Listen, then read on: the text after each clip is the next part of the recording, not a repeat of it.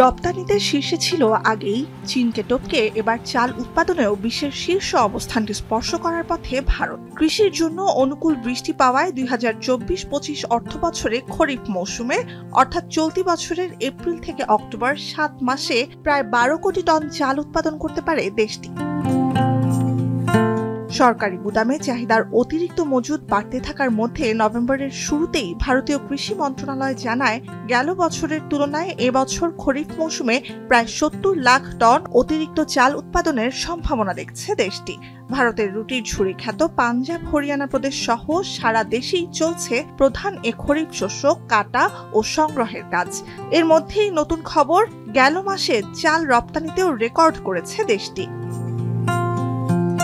ভারতের শিল্প বাণিজ্য মন্ত্রণালয়ের তথ্য, অক্টোবরে চাল রপ্তানি বাবদ $১০৫ কোটি বেশি অর্থ আয় করেছে নয়াদিল্লি। এক বছর আগে একই সময়ের তুলনায় এই অঙ্ক প্রায় ৮৬% বেশি। এক মাসের ব্যবধানেও দেশটিতে চাল উৎপাদন উল্লেখযোগ্য পরিমাণে বেড়েছে গেল মাসে। বিশ্ববাজারে চাল রপ্তানিতে বিধিনিষেধ শিথিলে ভারত সরকার বেশ কিছু পদক্ষেপ নেওয়ার পর মিলছে এর সুফল। চাল রপ্তানি বৃদ্ধির লক্ষ্যে গেল ২ মাসে বেশ কিছু পদক্ষেপ নিয়েছে নয়াদিল্লি। সেপ্টেম্বরে নন বাসমতি সাদা চাল রপ্তানিতে নিষেধাজ্ঞা এবং ২০% রপ্তানি শুল্ক প্রত্যাহার করে দেশটি। এছাড়া আরও ৩ ধরনের চালে রপ্তানি শুল্ক অর্ধেকে নামিয়ে আনা হয়। পরবর্তীতে অক্টোবরে সে শুল্ক এবং টন প্রতি চালের ধার্যকৃত ন্যূনতম রপ্তানি মূল্য $৪৯০ নিয়মও বাতিল করা হয়।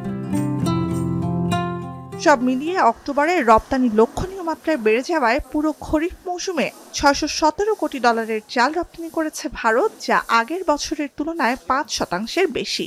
অথচ চলতি বছরের সেপ্টেম্বর পর্যন্ত ভারতের সামগ্রিক চাল রপ্তানির পরিমাণ ছিল বিগত অর্থ বছরের প্রথম ৬ মাসের তুলনায় প্রায় ৩.৫% কম। সাধারণ নির্বাচন সামনে রেখে অভ্যন্তরীণ বাজারে দাম স্থিতিশীল রাখতে গেল বছর চাল রপ্তানিতে ব্যাপক বিধিনিষেধ ছিল ভারতের বাজারে, যার প্রভাবে খাদ্য মূল্যস্ফীতি ব্যাপক বেড়ে যায় প্রতিবেশী বাংলাদেশ, নেপাল সহ ভারতীয় নন বাসমতি চাল আমদানি নির্ভর বিভিন্ন দেশে। নুজহাত কামাল, এখন বিশ্ব। মাঠের অলরাউন্ডার আমি, আর ঘরের allrounder Tylox. Tylox toilet cleaner, clean মানেই টাইলক্স।